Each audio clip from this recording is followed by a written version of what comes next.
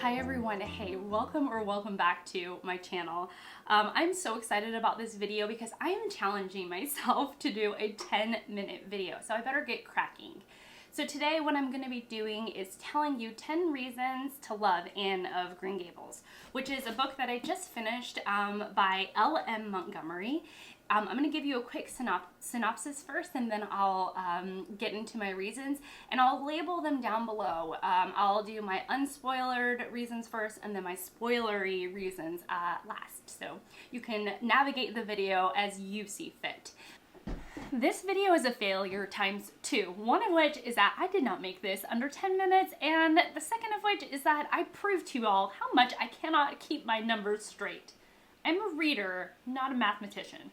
Okay, so if you don't know what Anne of Green Gables is about, Anne of Green Gables is about an orphan girl named Anne who is adopted by a sibling duo. They're a little bit older in age, probably more to middle life, and the couple is Marilla and Matthew Cuthbert, and they live in on a property called Green Gables in the town of Avonlea on Prince Edward Island in Canada. Anne of Green Gables was first published in 1908, and the story is set in the mid-19th century. And it's really all about Anne's childhood and her growing up. It is in some ways a classic Bildungsroman, but definitely geared more towards children.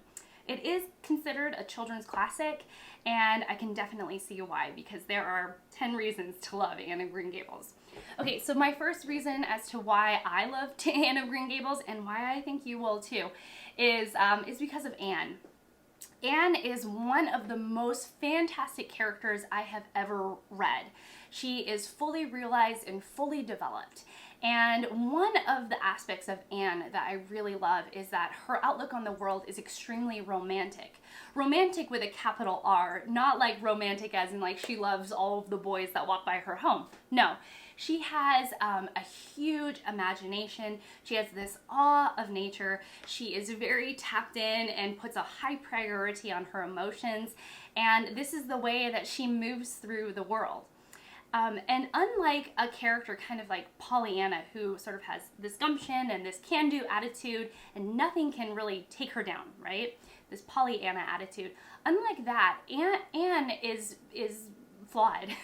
She's stubborn. She makes choices that are not great, and she has, she's got a lot to work through, and that flawedness is one of the reasons why I think she's one of the best characters I've ever read, because despite or because of her being flawed, I love her all the same.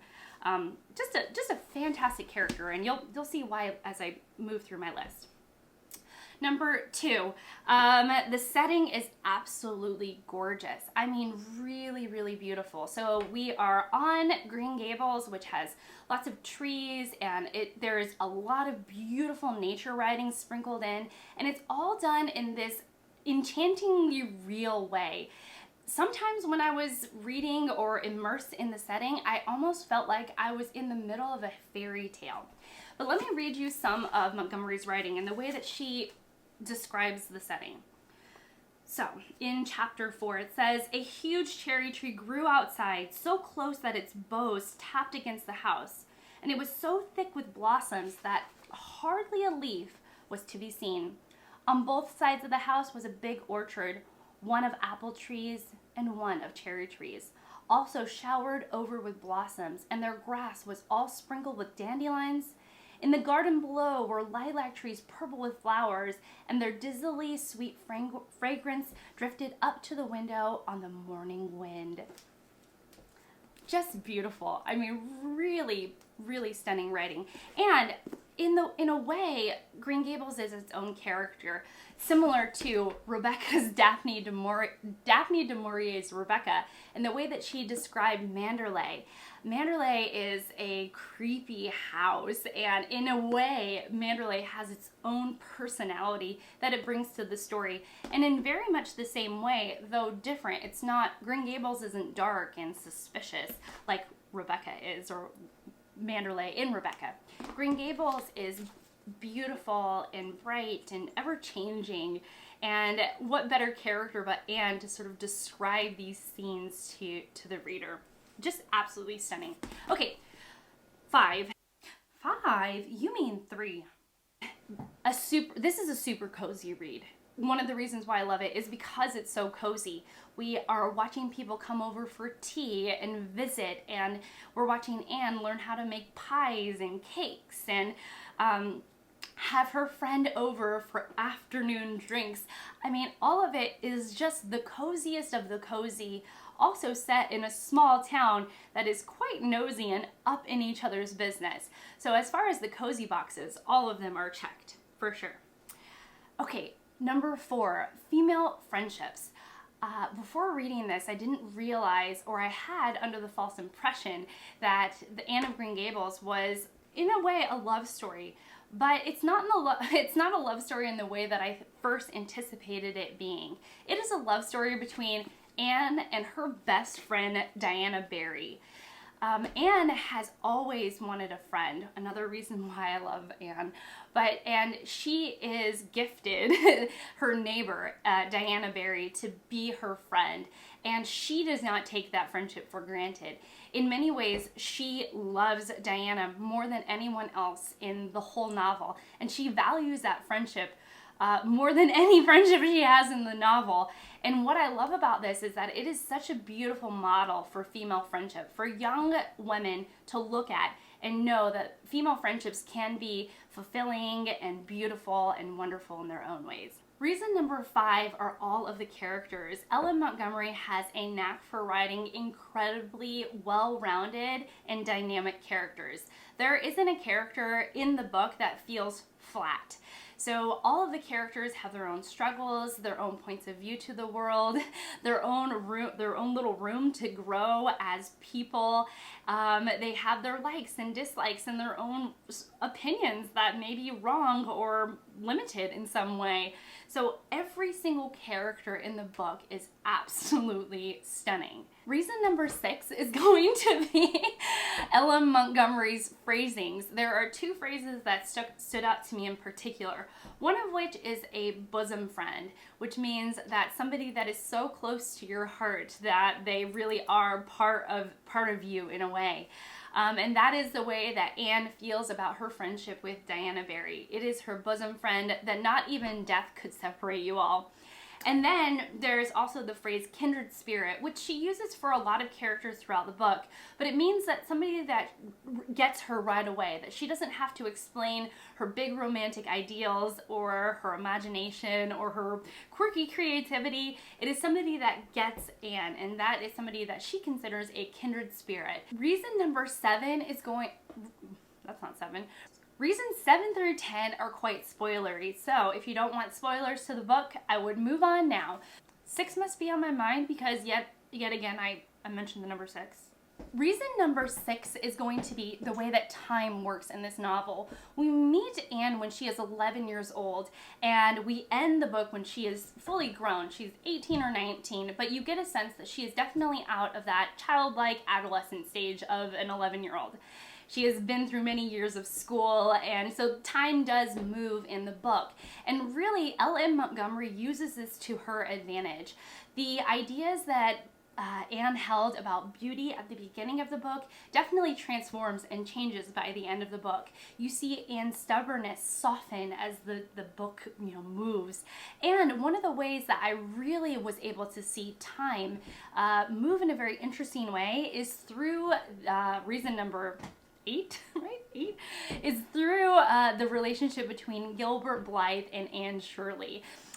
Gilbert Blythe and Anne Shirley are absolute enemies due to a scene that happens kind of earlier on in the book, and they are school competitors. They're always fighting each other to be at the top of the class. And at the beginning, Gilbert Blythe does something. He kind of reaches out an olive branch, sort of more near the middle or the beginning of the book. He reaches out an olive branch to Anne, and she refuses it. And then over the years, and as the book progresses, she thinks back on that incident and really changes her mind about how she should have handled that situation. And again, one of the most beautiful ways that I've seen time work in the book, and the way that I've seen a character be so critical or reflective of their behaviors earlier on in the book, which I thought was just phenomenal, the way that time works in Anne of Green Gables. Reason number 9, it is the use of the third person omniscient. So we can see inside the hearts and minds of all of the characters at different points throughout the novel. And what's wonderful about this is that just like we see Anne grow and change, we also see so many other characters grow and change. And I feel that L.M. Montgomery very intentionally wrote the book in third person omniscient in order to show her readers how everybody in this small town has changed. And that's going to get me to reason number 9. Everybody is changed by Anne in some way or another. And so as we are in the hearts and minds of all of the characters, we see how all of them have either softened towards Anne, or really have grown to love Anne, or just have a different perception of Anne at the end of the novel than they did at the beginning of the novel. And I thought that was so well done and so touching that in many ways it brought me to tears, especially near the end of the novel. And I want to say number 10. 10 is that Anne of Green Gables is, at the end of the day, it's all about hope.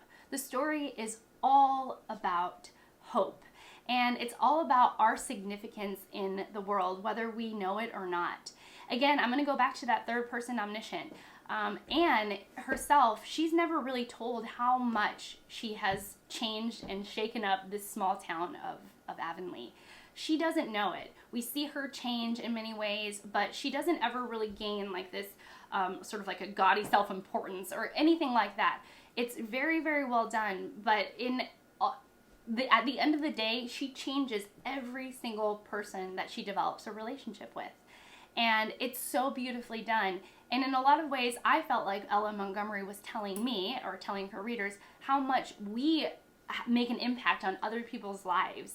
And yet we may not be aware of it, and we may not know it. And the message of hope, especially living in 2022 and having a lot of stuff has gone on in the last couple of years, this message of hope was one that really touched me, and that I think it is worth one of the reasons why one ought to love Anne of Green Gables. But that's it for me. Hopefully I made the 10 reasons in 10 minutes. I won't know until I edit this back, and I hope I did okay. And I hope I didn't miss a number, because that's totally possible. You didn't just skip numbers, you skipped over numbers and then you repeated them, and you gave 11 reasons and not just 10. 10 reasons to love Anne of Green Gables, hopefully in 10 minutes or less. And that's it for me. So thank you so much for watching. Thank you so much for being here, and I will see you all in my next one. Bye, guys.